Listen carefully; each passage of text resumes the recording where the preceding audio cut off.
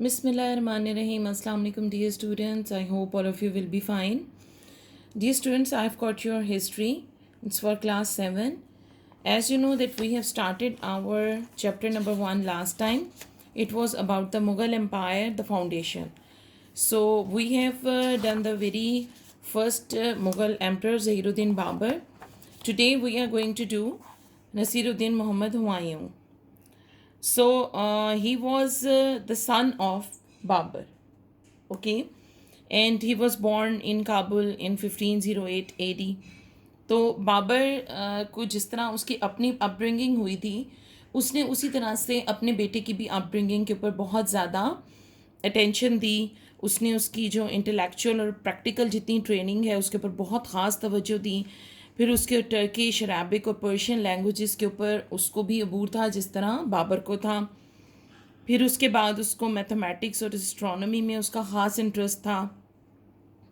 ये ज़हीरुद्दीन हुमायूं का military expeditions के अंदर हुमायूं ने बहुत अर्ली एज के अंदर ही पार्टिसिपेट करना शुरू कर दिया था.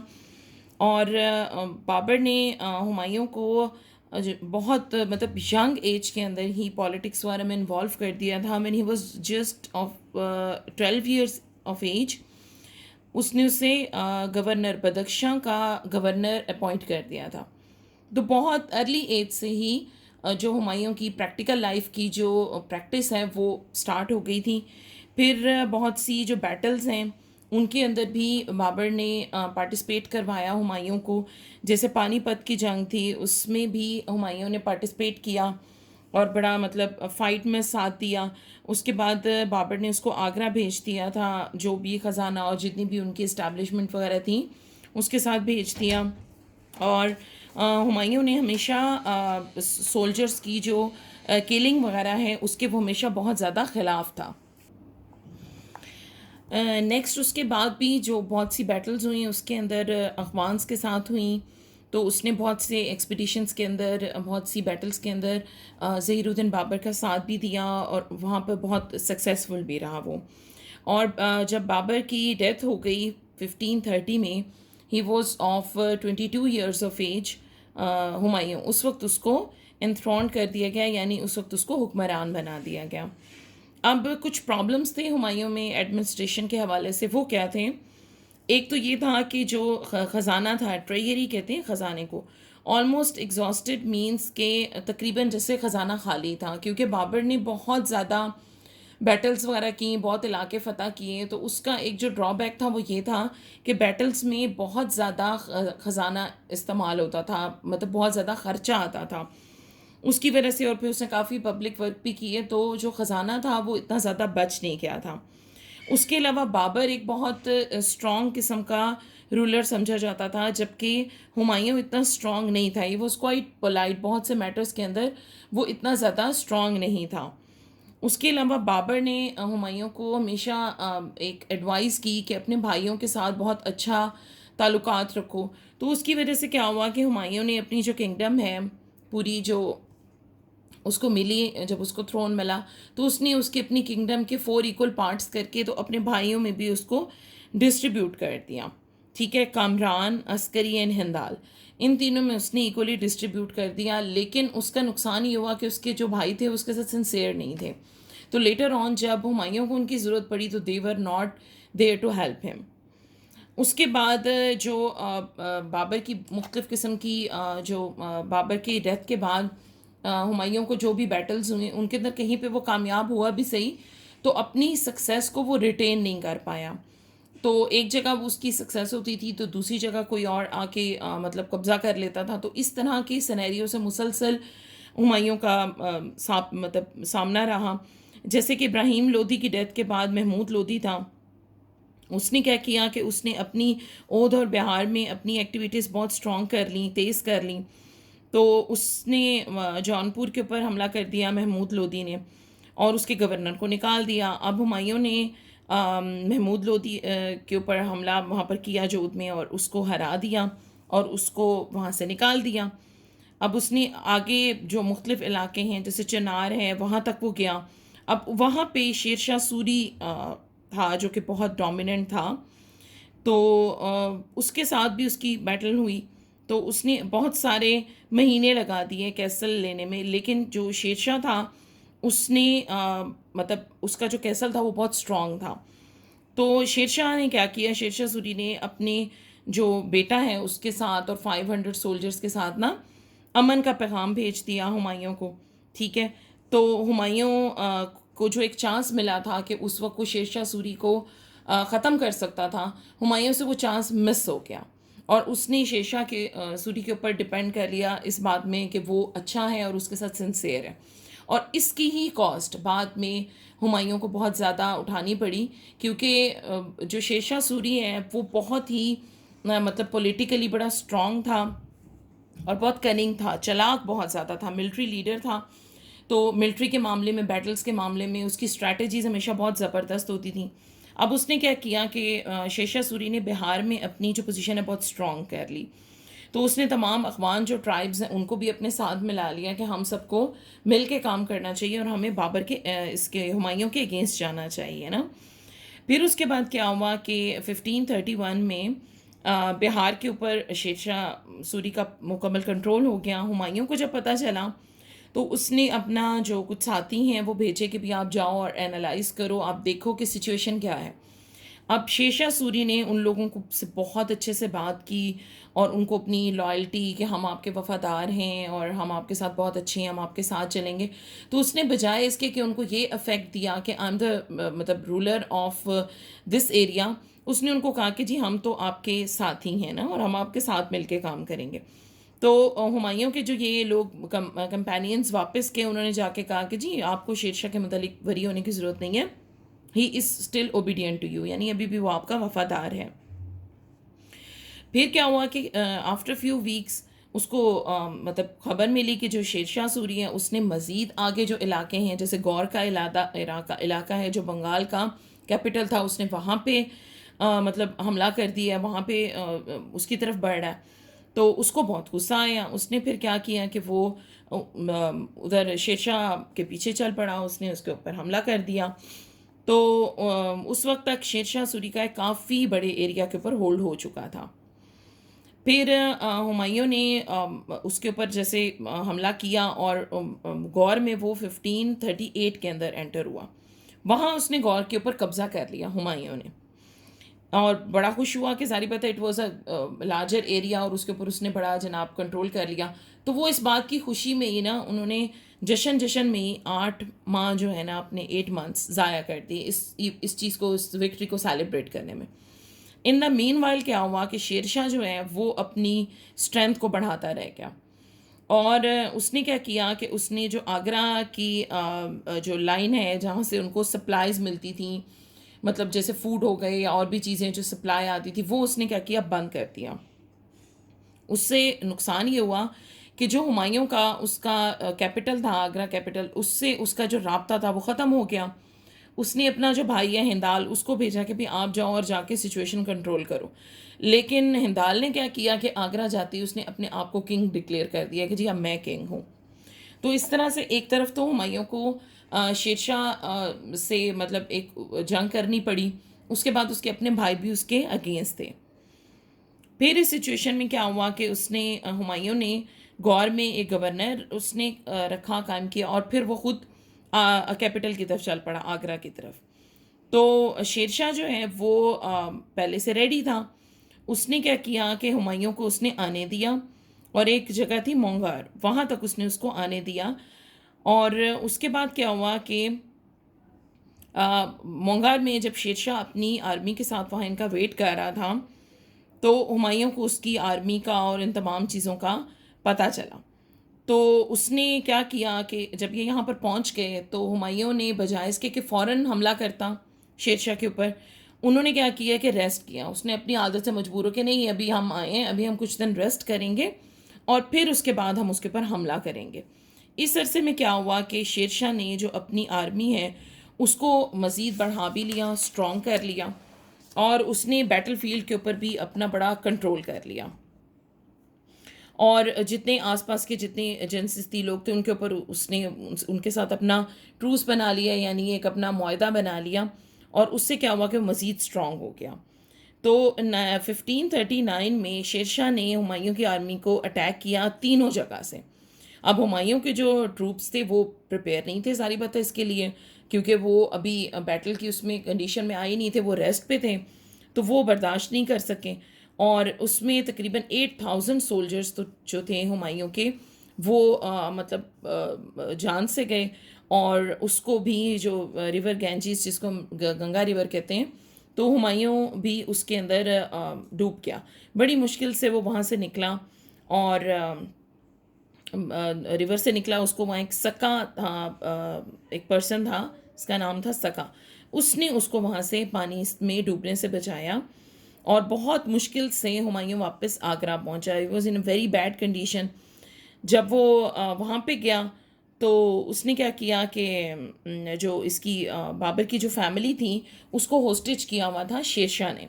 तो जब उसको पता चला कि हुमायूं आ गए हैं वापस, तो उसने बड़ी इज़्ज़त के साथ हुमायूं की जो फैमिली है उसको उनके पास वापस भेज दिया।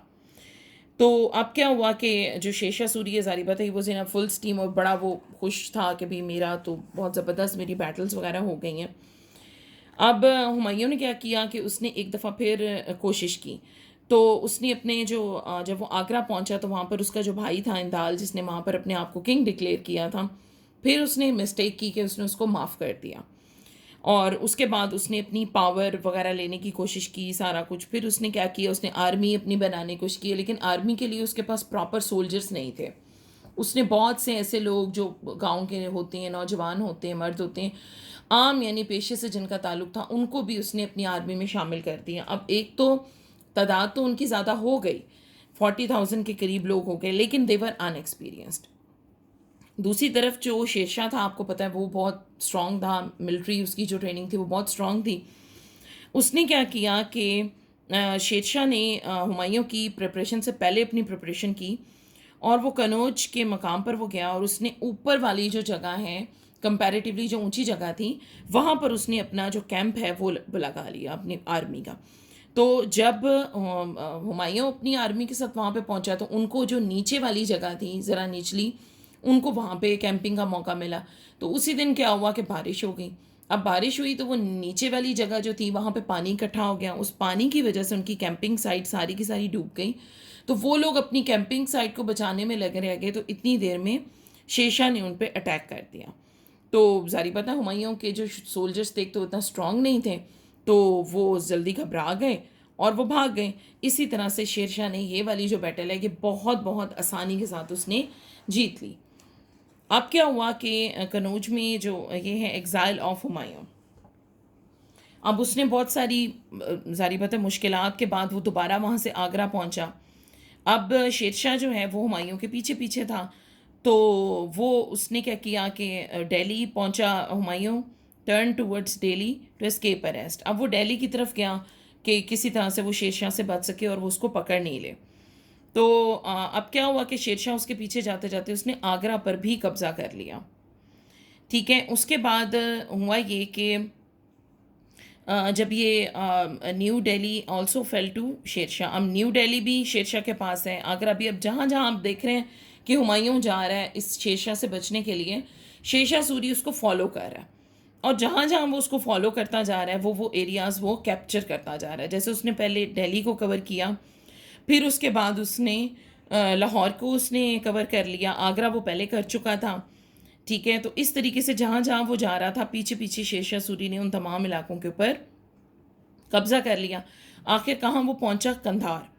अब कंधार में जो मिर्ज़ा अस्करी था, इसका भाई हुमायूं का, वो गवर्नर था। तो हुमायूं ने उससे हेल्प के लिए कहा, लेकिन वो बजाय इसके कि उसकी हेल्प करता, वो शेरशाह के साथ मिल गया और उसने कोशिश की कि इसको पकड़ के हुमायूं को, यानी अपने भाई को पकड़ के शेरशाह के हवाले कर दे। तो हुमायूं वहाँ से भी बहुत मुश्किल से जान बचा के ईरान की तरफ गया। ईरान का जो किंगडम थी उसका काफ़ी स्ट्रॉन्ग थी, और जो मुग़ल्स थे उनके बहुत अच्छे रिलेशन थे ईरान के रूलर के साथ। और जो बाबर था यानी हुमायूं का फादर, उसको भी जो ईरान का शाह था, उसको उससे हेल्प भी मिलती रहती थी, और उनके आपस में बहुत अच्छे टर्म्स थे। तो जब ये वहाँ पहुँचा, हुमायूं वहाँ पे पहुँचा, तो शाह ने ऑर्डर किया अपने जो सिविस्तान इलाका था उसके गवर्नर को कहा कि जी आप इसको वेलकम करेंगे और आप इसको जो शाही मेहमान होता है वो बनाएंगे और आप इसको हेल्प भी करेंगे, फाइनेंशली भी आप इसको सपोर्ट करेंगे और आप इसकी हिफाजत भी करेंगे। तो इस तरह से वो स्टेट गेस्ट की हैसियत से हुमायूं वहाँ पे जो ईरान का कैपिटल है वहाँ पहुँच के, तो वो उनके स्टेट गेस्ट की हैसियत से वहाँ पे रह रहा था। अब फिर क्या हुआ कि बहुत कम ऐसा होता है कि कोई किंग अगर बहुत अरसा अपनी किंगडम से बाहर रहे और उसको दोबारा उसकी किंगडम मिल जाए।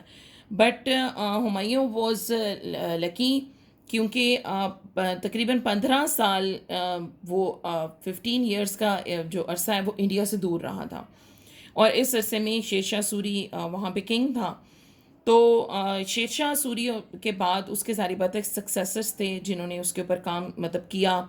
उसकी डेथ के बाद, शेरशाह की डेथ के बाद जो उसका सक्सेसर था वो था इस्लाम शाह सूरी। तो वो एडमिनिस्ट्रेटर तो बहुत अच्छा था लेकिन बहुत क्रूअल था, मतलब बहुत जालिम किस्म का शख्स था। तो उसके अपने ही लोग कहीं उसके खिलाफ हो गए, उसके बहुत से लॉयल फ्रेंड्स थे, उन्होंने उसके खिलाफ उसके बिहेवियर, सख्त बिहेवियर की वजह से वो सब उसके खिलाफ हो गए और उन्हें ना अलहदा से बहुत से प्रोविंस थे जिन्होंने कहा जी हम आपके अंडर आते ही नहीं। वो क्या हुए कि उन्होंने इंडिपेंडेंस के लिए उन्होंने अपनी आवाज़ बुलंद की कि जी हमें अलहदा कर दो, हम आपके साथ नहीं काम करना चाहते, रहना चाहते हैं। तो जब इस्लाम शाह की डेथ हो गई तो उस वक्त काफ़ी अनारकी थी पूरे मुल्क के अंदर, क्योंकि लोग पहले ही इस्लाम शाह को पसंद नहीं करते थे और इस्लाम शाह काफ़ी स्ट्रिक्ट था। तो लोगों ने उसके डर की वजह से भी इतना ज़्यादा मतलब नहीं उसके ख़िलाफ़ हो रहे थे। लेकिन उसकी डेथ के बाद जारी बात है काफ़ी ज़्यादा वहाँ पे हालात ख़राब हो गए। अब ये सिचुएशन जारी बात है हुमायूं के लिए काफ़ी फेवरेबल थी। तो उसने फिर 1554 एडी में उसने क्या किया कि फिर दोबारा एक अटैम्प्ट की और उसने पेशावर को कैप्चर किया और उसने वहाँ पर अपनी पोजीशन स्ट्रॉन्ग की। उसके बाद वो लाहौर गया और 1555 के अंदर उसने लाहौर को कैप्चर किया, फिर उसने दिल्ली को कैप्चर किया। इस तरह उसको अपनी जो लॉस्ट किंगडम है वो किसी एक्सटेंट तक उसने उसको रीगेन कर लिया। उसके बाद हुमायूं की अगले ही साल, जिस साल उसने ये सारा कुछ किया था उसके अगले ही साल उसकी डेथ हो गई कि वो लाइब्रेरी की अपनी सीढ़ियाँ नीचे आ रहा था मगरिब के प्रेयर्स के लिए।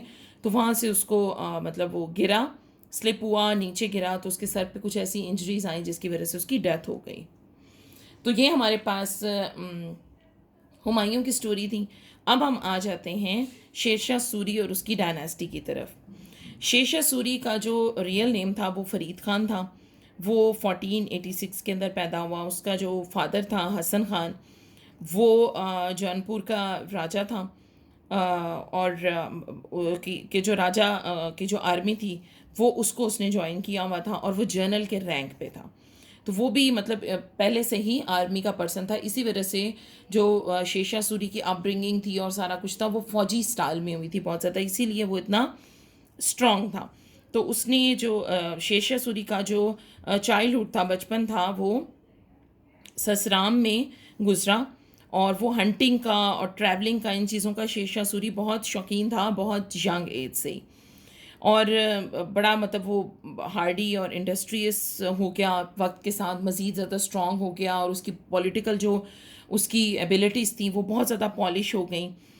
तो उसके बाद जो ये he moved from Sasaram to Jaunpur to residence with governor of province. अब जो प्रोविंस का गवर्नर था जौनपुर का, उसके साथ उसके बड़े अच्छे टर्म्स हो गए, वो उसके साथ वहाँ पे रहने लगा। तो उसके साथ उसके अच्छे टर्म्स भी थे, तो उसने वहाँ काफ़ी ज़्यादा इंटेलेक्चुअल एक्टिविटीज़ उसने वो भी सीखी। उसने बहुत सी ट्रेनिंग्स भी ली और उसकी जितनी कैपेसिटीज़ थी, यानी पॉलिटिकल थी, मिलिट्री थी, वो काफ़ी ज़्यादा पॉलिश और इन्हेंस हुई। एम्बिशियस भी वो बहुत ज़्यादा था। अब शेरशाह सूरी किस तरह पावर में आया, कमिंग टू पावर, इसके मतलब अब हम देखते हैं कि हुमायूं की बैनिशमेंट के बाद, यानी उसकी शिकस्त के बाद, बंगाल, बिहार, जौनपुर, दिल्ली, आगरा, इन तमाम जो एरियाज़ थे इनके ऊपर शेरशाह की हुकूमत थी। काफ़ी बड़ा एरिया था और काफ़ी उसकी स्ट्रॉन्ग थी। लेकिन उसको ये लगा कि मुझे अपनी किंगडम को मज़ीद फैलाना भी चाहिए, सेफ़ भी करना चाहिए और फ्री ऑफ डेंजर करना चाहिए। तो उसने सबसे पहले तो क्या किया कि उसने पंजाब को कॉन्कर किया और जो कि हुमायूं के भाई के पास था। उसके बाद जो गखड़ था उसकी जो झेलम के पास ना ये थे इनकी जो है ना सिंपथीज थी मुगल्स के साथ। तो शेरशाह ने क्या किया कि उसने रिवर झेलम के पास ही ना एक उसने ना बहुत बड़ा ना किला बना लिया जिसमें 50,000 सोल्जर्स थे, ताकि वो ये जो गखर्स हैं इनको ओवरकम कर सकें, इनकी पावर को। 41 to 42 आफ्टर कैप्चरिंग बंगाल और मलवा पे भी इसने कब्जा कर लिया 41 से 42 में। उसने राजपुताना के ऊपर भी उसने हमला किया, उसको भी कैप्चर किया। जो मरवार था उसने जो नेबरिंग जो थी स्टेट्स थी वो उसने काफ़ी ज़्यादा अपनी की हुई थी, अंडर की हुई थी। जो राजपुताना का था ना राजा, तो वो उसने अपने अंडर की हुई थी। तो उसको लगा कि राजा का जो इन्फ्लुएंस है वो काफ़ी ज़्यादा हो गए हैं इन एरियाज़ के अंदर। तो उसने क्या किया, अजमेर के मकाम पे उसने इस राजा को भी उसने इसके साथ लड़ाई वगैरह की। और एक पॉइंट तो ऐसा था कि जहाँ ये लगा कि शायद ये लोग हार जाएंगे, बिकॉज जो ये राजा ऑफ मरवार था इसकी आर्मी बहुत स्ट्रांग थी, इसकी अपनी मिलिट्री पोजीशन बहुत स्ट्रांग थी। तो शेरशाह सूरी को भी बहुत प्रॉब्लम हुई इसको कॉन्कर करने में, लेकिन चूंकि उसका तजर्बा काफ़ी ज़्यादा था शेरशाह सूरी का, तो उसने किसी ना किसी हद तक इनको सिचुएशन को कंट्रोल कर लिया। अब conquest of Kalinjar and death of Sher Shah.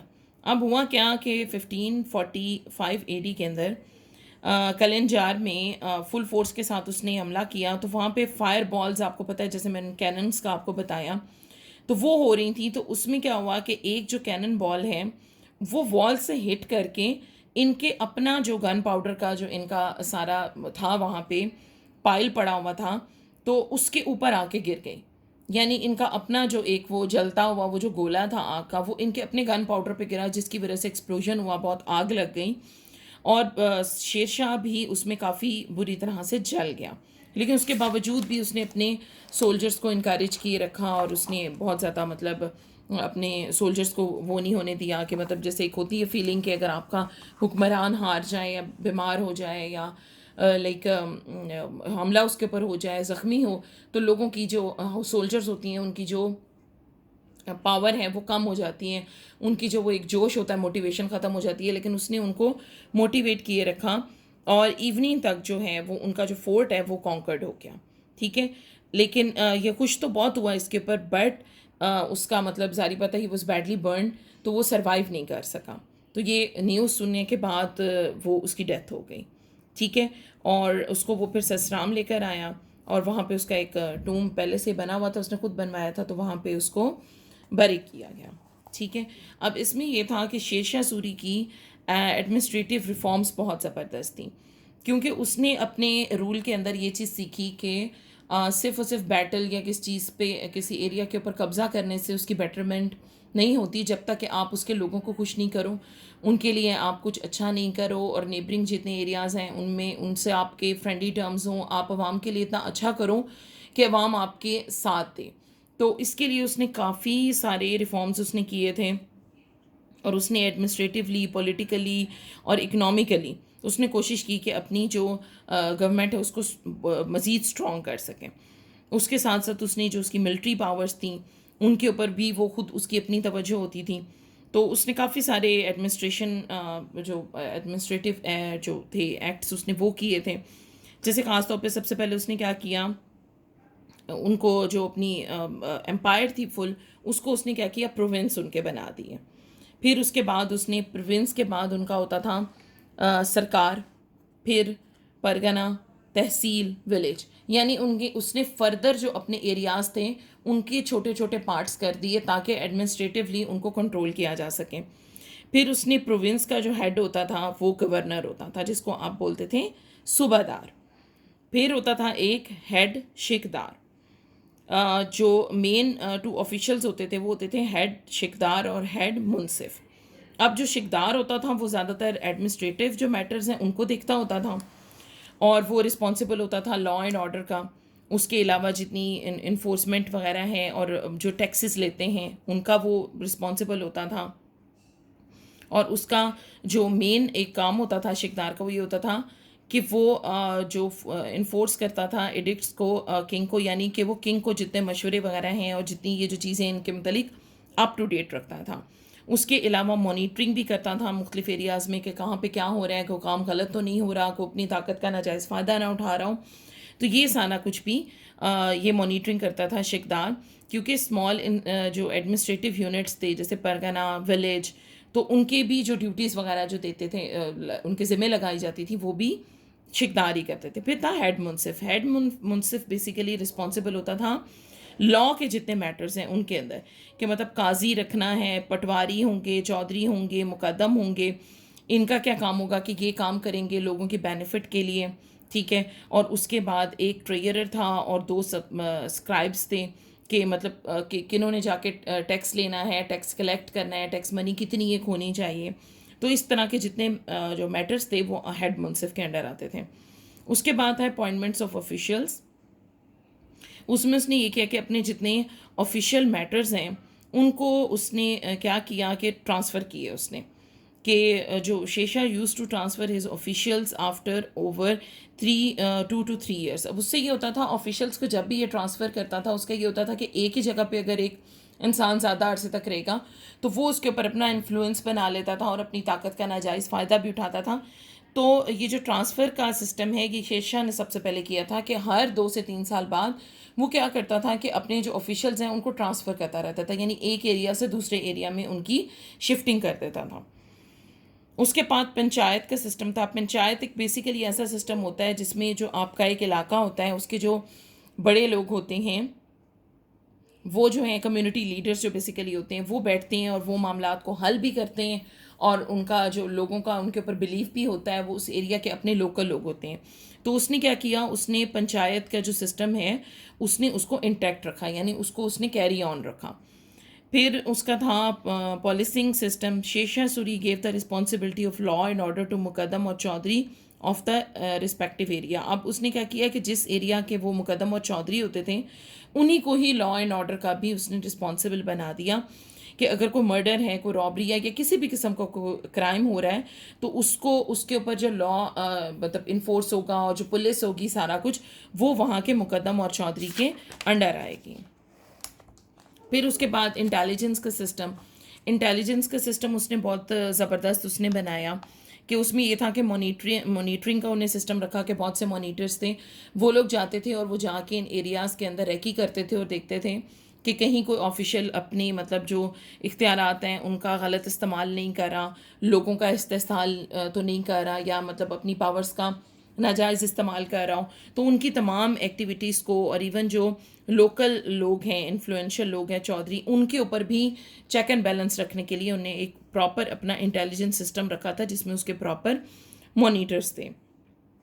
Military reforms में उसने ये किया कि एक तो वो अपनी आर्मी को खुद डायरेक्ट सुपरवाइज करता था, जितने आर्मी के लोग हैं उनको वो खुद सेलेक्ट करता होता था। उसके बाद उसने डिसिप्लिन अपनी आर्मी में बहुत स्ट्रिक्ट डिसिप्लिन उसने मेंटेन किया हुआ था, कि आपने एक्स्ट्रा किलिंग्स नहीं करनी, आपने जिन इलाकों में जाना है उन लोगों की आपने इज़्ज़त करनी है, लूट मार नहीं करनी।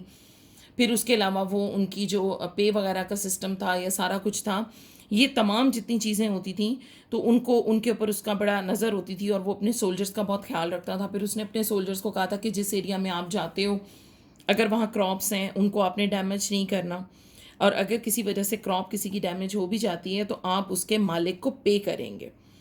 तो उसके बाद ये है कि अगर किसी को कोई प्रॉब्लम हो तो वो डायरेक्ट शेरशाह सूरी तक खुद भी मतलब एक बात कर सकता था, तो उसने इतनी इजाज़त लोगों को दी हुई थी। फाइनेंशियल जो मैटर्स थे उसके अंदर जैनी जैसे उसने जो एक था यार्ड था, तो उसके हिसाब से जो लैंड की तकसीम होती थी ना ज़मीन की, जैसे एक होता था, जैसे अब होता है बीघा होता था, बीघा एक बीघा जो होता था वो क्या होता था 3600 स्क्वेयर यार्ड का एक बीघा होता था, यानी एक ज़मीन को नापने का उसका एक अपना उसने जो था एक स्टैंडर्ड वो उसने मेंटेन किया। उसके बाद उसने जो था सिस्टम ये जो टैक्सेस देने का है वो बताया कि जी 1/3 गवर्नमेंट को देंगे, 2/3 आप अपने पास रखेंगे जिस पे टैक्सेस नहीं होंगे।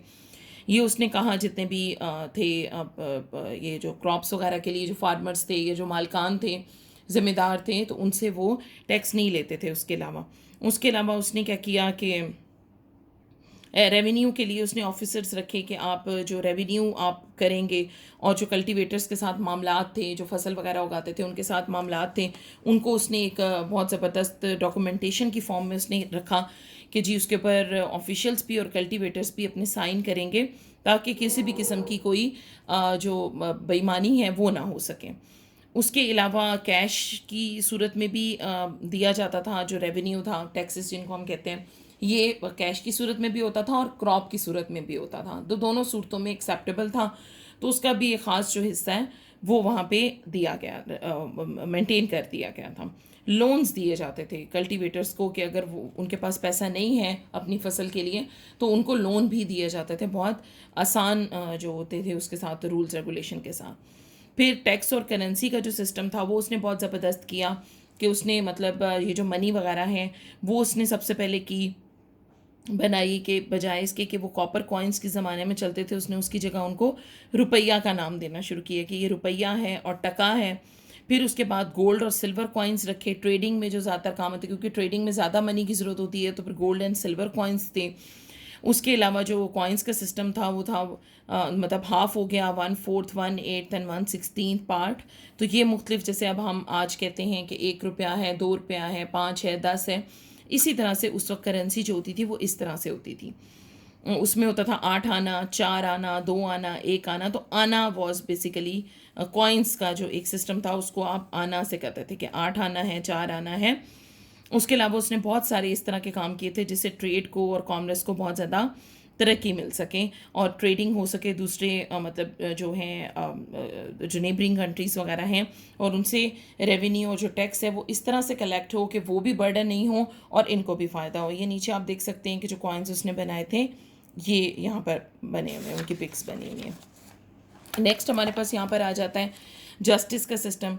जस्टिस का सिस्टम भी बहुत स्ट्रॉन्ग उसने किया, और उसके अंदर ये था कि तमाम जैसे मुस्लिम्स हैं, नॉन मुस्लिम्स, उनके अपने अपने रूलर्स थे और अपने अपने उनके अकायद थे, उनके मुताबिक उनको मतलब एक पाबंद किया गया कि आप आपकी वजह से कोई और डिस्टर्ब नहीं हो या आप किसी के रिलीजियस मैटर में नहीं बोलेंगे।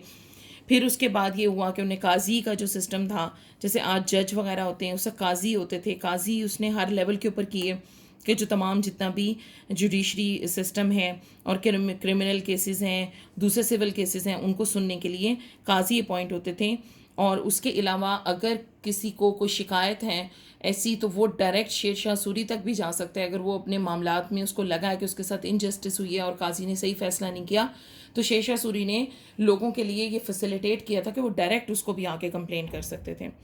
फिर मीन्स ऑफ कम्युनिकेशन के ऊपर बहुत बहुत तवज्जो दी शेरशाह ने। उसने रोड्स की दोनों साइड्स पे उसने दरख्त लगाए, वहाँ पे बहुत से उसने सराय बनाए कि लोग उस वहाँ पे मतलब रेस्ट कर सकें थोड़े से कुछ फासले तक जाके, और फिर उसके बाद अपना जर्नी कंटिन्यू करें। इसकी वजह से क्या हुआ कि जो एक पोस्ट का सिस्टम था या स्पाइंग का, जैसे एक जासूसी होती है, खबर होती है जो एक जगह से दूसरी जगह पहुँचानी है मिलिट्री पर्पजेज़ के लिए, इन तमाम चीज़ों में बहुत ज़्यादा फ़ायदा हुआ, क्योंकि लोगों को जगह मिल गई जहाँ वो रेस्ट भी करते थे और बड़ी तेज़ी से अपना सफ़र भी कर पाते थे। तो उसने जो ये कम्युनिकेशन के लिए जो रोड्स वगैरह का सिस्टम था उसको उसने बहुत ज़बरदस्त तरीके से उसने मेंटेन किया, कि जिसकी वजह से ना लोगों को बहुत ज़्यादा फैसिलिटी हो गई। तो बाद में लेटर ऑन जो ये जितनी भी जगह थी जहाँ पे इसने ये पॉइंट्स बनाए हुए थे, रेस्टिंग पॉइंट्स बनाए हुए थे, वहाँ पे मार्केट्स भी बनी, फिर उसके बाद वो विलेजेस और टाउन्स में इवन कन्वर्ट हो गए। ठीक। फिर उसके बाद उसने सोशल वेलफेयर के भी बहुत से इंस्टीट्यूट बनाए कि जहाँ लोगों को, गरीब लोगों की मदद की जाती थी, उनको खाना दिया जाता था। तो उसकी वजह से क्या होता था कि लोगों को उसकी जो जितनी शेरशाह सूरी की जितनी एफर्ट्स थी उसकी वजह से लोग उसके बहुत क्लोज इसीलिए होते कि उसने लोगों के लिए काम किया था, उनकी वेलफेयर के लिए काम किया था। तो उसकी वजह से भी लोग उसके साथ काफ़ी ज़्यादा अटैच थे। लास्ट जो हमारा टॉपिक है इसका वो है सक्सेसर्स। अब शेरशाह सूरी की अपनी बहुत एफर्ट्स हैं, बहुत ज़बरदस्त इंसान था, लेकिन अनफॉर्चुनेटली जो उसके सक्सेसर्स, उसके बाद आने वाले लोग थे, वो इतने अच्छे नहीं थे। तो उन्होंने इतना कॉम्पिटेंट वो नहीं थे। जैसे इस्लाम शाह सूरी के मतलब हमने पढ़ा कि वो अच्छा तो था लेकिन वो बहुत ज़्यादा स्ट्रिक्ट था। फिर उसके बाद उसका जब उसकी डेथ हो गई इस्लाम शाह की, तो उसके बाद उसका सिर्फ 12 साल का बेटा था फ़िरोज़ शाह, वो किंग बना। लेकिन उसको क्या हुआ कि उसके चचा ने कत्ल कर दिया और उसकी जगह थ्रोन पे उसने कब्ज़ा कर लिया, और आदिल शाह उसने अपना नाम रखा। वो काफ़ी एक इस किस्म की पर्सनैलिटी था कि जो कि बहुत ज़्यादा स्ट्रॉन्ग नहीं था। तो उससे बहुत सारे मामलात हैं स्टेट के, और स्टेट काफ़ी बड़ी थी तो उससे बहुत से मामलात हैं उससे नहीं कंट्रोल हुए, और एडमिनिस्ट्रेटिवली भी और पॉलिटिकली भी तमाम ये जो सब कॉन्टिनेंट है इसमें काफ़ी ज़्यादा उस टाइम में गड़बड़ हो गई थी। तो आदिल शाह कंट्रोल नहीं कर पाया, और फिर उसके बाद पंजाब में सिकंदर जो सूरी था उसने अपने आप को कह दिया कि जी मैं रूलर हूँ यहाँ पे। तो अब इस तरह क्या हुआ कि शेरशाह सूरी के बाद छोटी छोटी इस तरह की जितनी मतलब एक रिबेलियंस है वो स्टार्ट हो गई उसके अगेंस्ट, गवर्नमेंट के अगेंस्ट। तो कोई एक रूलर को वो मानने पर लोग तैयार नहीं थे। तो इस सिचुएशन में ही हुमायूं वापस आया 15 साल बाद, और उसने आके ये तमाम एरियाज़ जो हैं पंजाब के, दिल्ली के, और ये तमाम चीज़ें उसने आके कैप्चर कर ली। लेकिन उसके फ़ौरन ही 1 साल बाद ही उसकी डेथ हो गई थी, और हुमायूं की डेथ के बाद उसका जो सन था अकबर, उसको किंग बनाया गया। ठीक है, उसके बाद बेटा आप ये देखें, ये आपकी फिल इन दी ब्लैंक्स भी हैं, इसमें आपके MCQs हैं, शॉर्ट क्वेश्चन आंसर, और आपके जो लॉन्ग क्वेश्चन आंसर हैं इनके आपको जो नोट्स हैं वो इंशाल्लाह प्रोवाइड कर दिए जाएंगे। ठीक है, वो बल्कि अगर आपने अब तक अपने एडमिन ऑफिस से पिक नहीं किए तो kindly as soon as possible इसको पिक करें। उसके अंदर आपको शॉर्ट और लॉन्ग क्वेश्चंस मिल जाएंगे। बाकी ये तमाम क्वेश्चंस आप लोगों ने खुद से सॉल्व करने, आपने इसकी रीडिंग करनी है, बिकॉज इसकी रीडिंग देखिए बहुत ज़्यादा, अभी जर्नल आपको मैंने समझाया है तो बहुत लंबी हो गई है। सो जो एक सेंटेंस टू सेंटेंस रीडिंग होती है वो पॉसिबल नहीं है वीडियो लेक्चर में। तो आप क्या करेंगे कि आप इसकी थॉरो रीडिंग करेंगे, बिकॉज इसकी जो थॉरो रीडिंग में बहुत से इंपॉर्टेंट पॉइंट्स हैं जो आपके MCQs में आ सकते हैं। तो अगर आप उसको रीड नहीं करेंगे तो इस तरीके से आपका चैप्टर बिल्कुल प्रिपेयर नहीं होगा, और फिर आपका जो असेसमेंट है वो भी अच्छी नहीं होगी, और आगे आपके एग्ज़ाम्स की तैयारी भी अच्छी नहीं होगी। तो यहाँ तक हम लोगों ने अपना पहला चैप्टर डन कर लिया। आप इसके नोट्स कलेक्ट करें, इसको अच्छे से याद करें। तो नेक्स्ट वीक इंशाल्लाह इसकी असेसमेंट होगी, तो उसको आप अच्छे से अटैम्प्ट कीजिएगा। अपना बहुत ख्याल रखिएगा। इंशाल्लाह नेक्स्ट टाइम हम अपने नेक्स्ट लेक्चर के साथ फिर मिलेंगे। Till then take very good care of yourself. अल्लाह हाफिज़।